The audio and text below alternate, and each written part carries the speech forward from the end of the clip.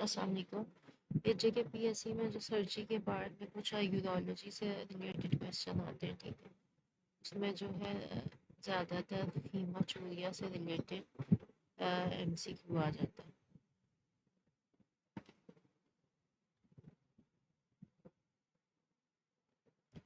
Scenarios different आपको दिए होंगे, उसमें मेन सिंगल एक दो हिंट्स जो है वो मौजूद होता है। सबसे पहले हम करेंगे एल्डरली मैन, ठीक है। एल्डरली से हमें पता चलता है कि एज इसकी 50-60 अबव है। Man with haematuria, dragging sensation in left line and palpable mass in lumbar region. So hematuria and palpable mass shows this is renal cell carcinoma, ठीक है, elderly man. Then comes 70-year-old with acute retention of urine, urgency, gradual thinning of stream. This is benign prostatic hyperplasia. A 60-year-old male, ये भी क्या है, elderly male है, with frequency, poor stream, post micturiation dribbling and nodule in right lateral lobe of prostate. This is benign prostatic hyperplasia. A 20-year-old with history of thin stream micturition for past 6 months plus urethral discharge for last 8 months, post gonococcal urethritis leading to urethral structure, ठीक है। यानी जो ये urethral discharge है ये किस वजह से था, पोस्ट गोनोकोकल यूरिथ्राइटिस, और ये जो मिक्चुरेशन है that is because of urethral structure. Difficulty in passing urine and non-tender distended bladder, atonic flaccid bladder. Fall on manhole cover, crush injury to lower abdomen plus retention of urine plus painful perineal swelling and bleeding from external urinary meatus, that is vulvar urethra rupture. 65-year-old male lumbar spine pain and have pelvic bone pain, ठीक है। ये इसको vertebral column और bone pain है pelvic, plus difficulty passing urine and haematuria, ठीक है। इसमें भी क्या haematuria. X ray shows dense and poor spine and prostate examination reveal hard irregular prostate, so it will be prostate cancer metastasized to vertebrate. Right sided painless scrotal swelling, upper limit can be reached and is trans illuminant, ठीक है। इसमें क्या trans इल्यूमिनेंट जो है ये क्या है, hydrocele होता है, पेनलेस स्क्रोटल स्वेलिंग.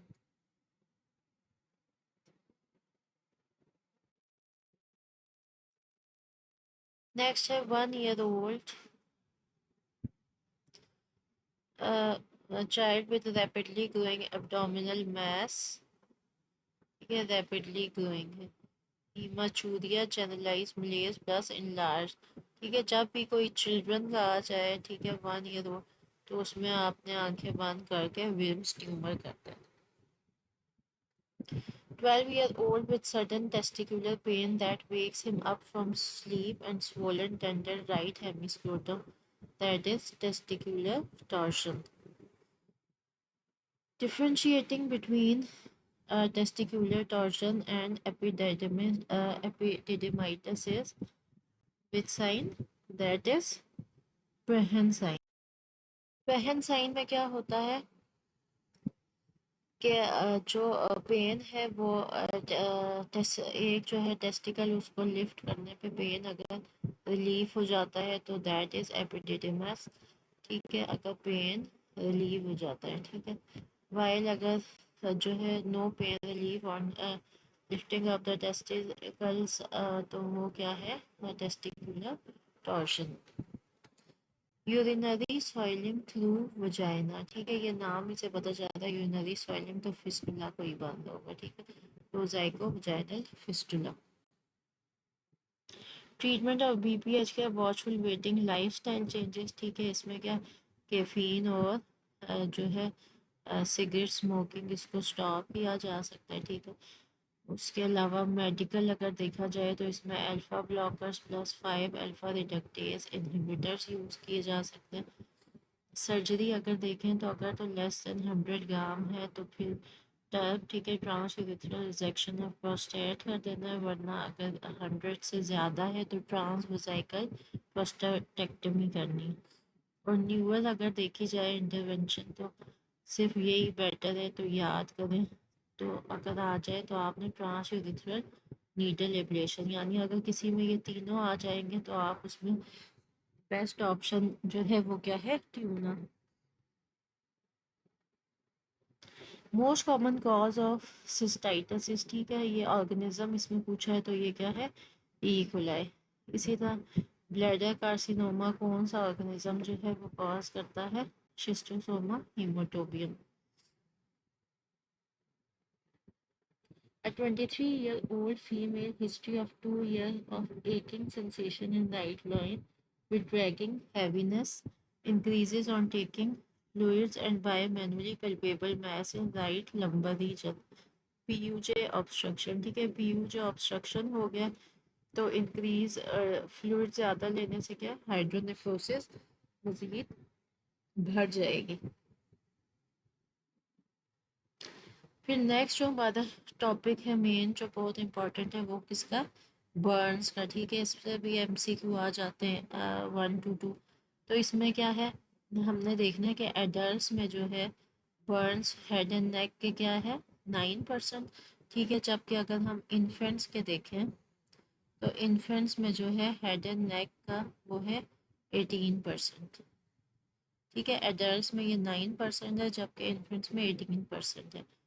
और इन्फेंट्स में लेग्स पे जो है वो कितना है 9%, जबकि एडल्ट में ये है 18%। बाकी ये रूल ऑफ 9 याद रखें कि 9 चेस्ट का, 9 abdomen, 9 back upper, 9 lower back, each arm from front 4.5, और अगर 2 आर्म्स है दोनों तो 4.5 और 9% हो गया। इसी तरह फ्रॉम बैक 9%, पेरिनियम जो है वो क्या है इसमें 1। तो ये एक आध सिनेरियो जो है वो आपको आ जाता है कि बर्न की जो है टोटल सरफेस एरिया परसेंटेज जो है वो कैलकुलेट करें। दूसरा आ जाता है calculation of fluid for Burns. Burn patient में कैलकुलेशन ऑफ फ्लूइड, उसके लिए हम क्या करते हैं, पार्कलैंड फार्मूला यूज़ करते हैं। उसमें हमने 4 ml को मल्टीप्लाई करना है body weight in KG into total burn surface area percentage. For example, man with 20% burns and weight around 80 kg, how much fluid in 8 hours? तो इसके लिए हम पार्कलैंड फार्मूला यूज़ करेंगे। अब इसमें वैल्यू आ गई है 6400। तो हमने हाफ, ये फार्मूला जो है इसका क्या है कि जो फर्स्ट 8 आवर्स हैं उसमें हमने हाफ देना, यानी 3200 है ml, वो हमने फर्स्ट 8 आवर्स में देना, और रिमेनिंग 32 जो है हमने नेक्स्ट 16 आवर्स में देना। अगर तो ऑप्शन में आपको मतलब हाफ वाली वैल्यूज़ गिवन है तो आप वो सिलेक्ट करेंगे। अगर तो ऑप्शन में नहीं है तो फिर आप जो है टोटल जो फ्लूइड है उसी को जो है as a best option choose करेंगे। कॉम्प्लिकेशन ऑफ बर्न्स, इसमें अगर देखा जाए तो एक्यूट में कौन सा important, hypovolaemic shock, fluid loss है, मायोग्लोबिनूरिया। डिलेड में मेल एब्जॉर्प्शन है, malnutrition, stomach ulcer, Curling ulcer, compartment syndrome, infection, bacteraemia, septicaemia. और लेट में क्या है, Marjolin ulcer, contractures. Initial colonisation of a burn is by which microorganism. तो ये जो है ये भी बहुत इम्पोर्टेंट है कि माइक्रो के क्वेश्चन में भी पूछ सकते हैं ये उस, और वैसे भी ये बहुत पूछते हैं कि बर्न में ज़्यादा कौन सा कॉलोनाइज करते हैं, तो ये क्या है, pseudomonas. Stress ulcer see in burns are Curling ulcers. Head and neck involvement in burns is in infants, ठीक है। ये वही आ गया कि इन्फेंट में क्या है, तो हमने बताया कि एडल्ट में जो है वो कितना होता है 9% है हेड एंड नेक, ठीक है, जबकि इन्फेंट्स में 18% है। What is the most important aspect of management of burn injury in the first 24 hours? That is fluid resuscitation. Next जो है हम कुछ एमसीक्यूज करेंगे वो ऑर्थो से, ठीक है। सर्जरी में हमने जो देखा था कि ऑर्थो से भी आता है। A 12-year-old boy history of pain in knee resulting in inability to bear weight affect metaphysis X ray show sun rays और सन बर्स्ट अपीयरेंस, ठीक है। ये एक्सरे में नज़र आता है, ये सन इस तरह आपको रेज नज़र आएंगी इसमें, ठीक है। तो ये क्या है? Osteosarcoma. A 7-year-old boy have shaft of bone involved, ठीक है। shaft of bone जब भी आएगा इन्वॉल्व हुई भी तो आपने याद रखना है। और अगर ये पीडियाट्रिक जो एज है वो किसी चाइल्ड की दी हुई है तो उसमें क्या है? Onion peel appearance on x ray, तो that is Ewing sarcoma. A 25-year-old pain around knee and on X-ray so bubble appearance. This is giant cell tumor, ठीक है। इसमें क्या होगा कि सो बबल अपीयरेंस होगी, ठीक है। जॉइंट तो ये एक्सरे में आपको सो बबल अपीयरेंस नजर आएगी। अच्छा, अब ये जो फ्रैक्चर्स हैं ये बहुत इंपॉर्टेंट है क्योंकि ये ऑलमोस्ट सारे जो है इनमें सिर्फ माइनर सा डिफरेंस है, इस वजह से ये एमसीक्यूज में थोड़ा कंफ्यूजिंग भी हो जाते हैं। एल्डरली ऑस्टियोपोरोटिक पेशेंट, ठीक है। तो इसमें आपने एज देख लेनी है, एल्डरली होगा। फॉल ऑन आउटस्ट्रेच्ड हैंड, तो रिस्ट पेन सिम्टम में होगा और इसका क्या है? ये कोलीज फ्रैक्चर है जब ये आउटस्ट्रेच्ड जो है हैंड होगा, ठीक है। And elderly patient fall on flex और डॉर्सम ऑफ हैंड्स, तो ये क्या है? स्मिथ फ्रैक्चर, ठीक हो गया। Young child fall on the outstretched hand, pains and swelling around elbow, ठीक है। अब इसमें क्या है? यंग चाइल्ड जो है वो फॉल किया है, वो भी आउटस्ट्रेच हैंड पे किया, ठीक है। तो लेकिन इसको जो वो होगा पेन और स्वेलिंग वो कहाँ होगी? एल्बो पे, ठीक है। तो ये क्या है? सुप्रा कंडाइलर फ्रैक्चर, ये किसमें? यंग चिल्ड्रन में, ठीक है। ये आपने याद रखना है कि ये कौन सी पीडियाट्रिक एज, ठीक है। तो ये चिल्ड्रन में बहुत कॉमन है। Young adult fall on outstretched hand and inability to move wrist, that is scaphoid fracture. Most common type of supracondylar fracture, ठीक है। Most common type of supracondylar fracture या तो एक्सटेंशन होगी या फिर क्या होगी? फ्लेक्शन। तो मोस्ट कॉमन जो है ये एक्सटेंशन होती है विद पोस्टीरियर मीडियल डिसलोकेशन। और डिसलोकेशन अगर देखें तो पोस्टीरियर मीडियल ऑलमोस्ट 80% होती है, ठीक है। और पोस्टीरियर लेटरल जो ऑलमोस्ट 20%। तो इस वजह से हम एक्सटेंशन कहेंगे और posterior medial dislocation. Early complication अगर देखें तो कौन कौन सी रिस्क होता है? रप्चर ब्रेकियल आर्टरी का। और नर्व्स अगर देखें तो एमयू से याद रखें, ए से एंटीरियर इंट्रोशियस, एम से median radial and ulnar nerve can be damaged. फिर नेक्स्ट आ जाता है मोंटीजिया फ्रैक्चर, ठीक है। जो मोंटीजिया फ्रैक्चर है उसमें जो है ये दो तरह के फ्रैक्चर होते हैं, मोंटीजिया एंड नेक्स्ट इज गिलेजी, ठीक है। गिलेजी फ्रैक्चर, ठीक है। जो मोंटीजिया फ्रैक्चर है वो होता है ulnar fracture with dislocation of radial head, ठीक है। वो क्या होता है? अल्नर जो है अल्नर बोन उसका जो है फ्रैक्चर हो जाता है, ठीक है। ठीक है, अल्नर बोन का जो है ये फ्रैक्चर हो गया।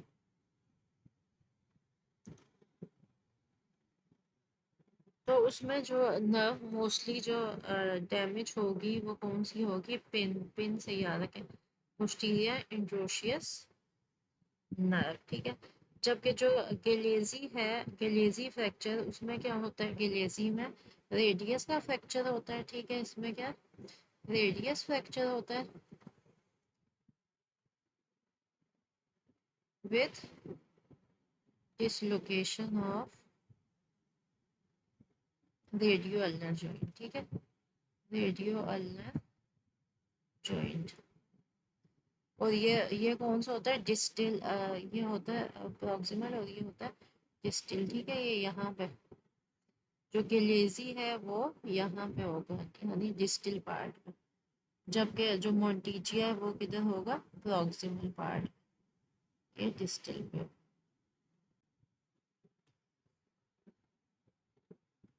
Complication of police fracture, rupture of extensor pollicis tendon, dinner fork deformity, stiffness of fingers। और डिफॉर्मिटीज अगर देखी जाए तो सुप्रा कंडाइलर फ्रैक्चर में कौन सी होती है, गन स्टॉक।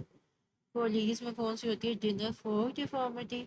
स्मिथ में होती है गार्डन स्पेयर डिफॉर्मिटी। डिटेल हम आप जो है नेक्स्ट यहाँ तो गूगल से देख लें या फिर किसी भी यूट्यूब वीडियो से।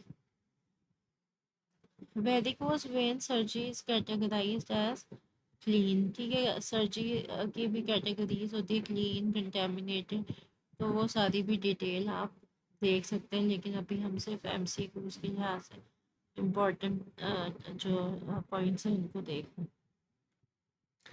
Most common large vessel aneurysm is abdominal aorta aneurysm, nerve at risk in varicose vein surgery, ठीक है। ये भी बहुत इंपॉर्टेंट है, nerves at risk in varicose vein surgery, ठीक है। ये हम वेसल वाले टॉपिक में से अब जो है हमने एमसीक्यू स्टार्ट कर दिए। Sural and saphenous nerve, first rib injury, vessels most commonly at risk is, first rib injury पे कौन सी vessel, subclavian artery and vein. Test for evaluation of patency of deep veins in varicose vein patient is Perthes test. Elderly patient hematuria, severe back pain, ठीक है, hematuria तो है, साथ में क्या, severe back pain है, hypotension है and syncope, that is ruptured aortic aneurysm, ठीक है। यानी हीमाचूरिया बहुत इंपॉर्टेंट है इसमें एमसीक्यू के लिहाज से। वो हमने रीनल सेल में देख लिया कि एल्डरली में विद पल्पेबल मैस है तो रीनल सेल कार्सिनोमा है।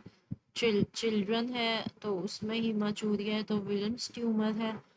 उसके अलावा बिनाइन प्रोस्टेटिक हाइपोप्लेजिया में भी हीमाचूरिया हो सकता है, लेकिन उसके और सिम्टम्स भी हैं, फ्रिक्वेंसी है, पोस्ट मिक्चुरेशन, ड्रिबलिंग है, और उसके अलावा ruptured aortic aneurysm. Treatment of ruptured abdominal aorta aneurysm is surgery, ठीक है। इसका ट्रीटमेंट क्या है, सर्जरी ही है, not monitoring and resuscitation. So it is actually emergency treatment. Most common invasive breast CA is invasive breast CA. Most common कौन सा है, invasive ductal carcinoma, that constitute about 80% of the breast cancers. Stages भी आप जो है ये MCQ के लिए देख लें। Mobile lump in the breast, no palpable, ठीक है। ज़्यादातर वो पूछा जाता है कि पेल्पेबल जो है ये palpable mobility axillary lymph nodes और मोबाइल लम्प हो तो कौन सी स्टेज होती है, ठीक है। और जब डिस्टेंट मेटास्टेसिस हो जाए तो कौन सी स्टेज होती है। Common in young women, well defined mobile and non tender lump, तो ये कौन सा है, fibroadenoma. Presents with pain, redness, warmth, often in lactating women, that is mastitis, ठीक है। अगर ये ना होता, अगर हमें ना दिया होता लैक्टेटिंग वुमेन तो हम उसमें बेचस डिजीज़ भी कह सकते थे, ठीक है। लेकिन बेचस डिजीज़ में क्या, एक्जिमा लाइक चेंजेस भी, यानी स्केलीनेस भी होती है, ठीक है। Paget's disease of breast most commonly presents with eczema like changes. फिर ये टॉपिक आ गया पॉइजनिंग से। पॉइजनिंग में हम जो है एंटीडोट्स देखते हैं, ठीक है। बेंजोडाइज़ेपिन का एंटीडोट क्या है, फ्लूमेज़निल है। मैग्नीशियम सल्फेट का कैल्शियम ग्लूकोनेट है। ओपीआइड्स का नैलेक्सोन है और वारफेरिन का विटामिन के है, ठीक है। और उसके अलावा अगर हम एसिटामिनोफेन का देखें तो उसका क्या है, N acetylcysteine. Pinpoint pupil and depressed respiration, वो किसमें, ओपियोइड पॉइजनिंग। ओपियोइड पॉइजनिंग में सब कुछ डिप्रेस हो जाता है, यानी ब्रेन के जो फंक्शन है वो डिप्रेस हो जाता है, कार्डियक जो फंक्शन है वो डिप्रेस, रेस्पिरेटरी मतलब सारे जो फंक्शंस हैं वो क्या हो जाता है, डिप्रेस हो जाते हैं, और पिन पॉइंट प्यूपिल होता है। जबकि जो पॉइजनिंग जिसमें इंक्रीज स्क्रीशन हो जाए, ठीक है, सारी बॉडी की स्क्रीशन ज़्यादा हो गई है, ब्रोंकोस्पेज्म हो और ब्रेडिकार्डिया, और साथ में पिन पॉइंट प्यूपल, तो वो किसमें होता है, ऑर्गेनोफॉस्फेट पॉइजनिंग में। Pill injection causing breathlessness, palpitation and cardiac arrhythmias, ठीक है, ये भी एमसीक्यू आया हुआ है, उसमें जिंक फॉस्फाइड भी है और भी। तो मेनली जो वीट पिल्स होती हैं वो कौन सी होती हैं, या तो एल्यूमिनियम फॉस्फाइड होती है या जिंक फॉस्फाइड। तो उसमें से फिर क्या होता है, फॉस्फीन गैस निकलती है जो रिस्पिरेशन पे अफेक्ट करती है, ठीक है, जिस लंग डैमेज कराती है, जिसकी वजह से हमें ब्रेथलेसनेस होता है।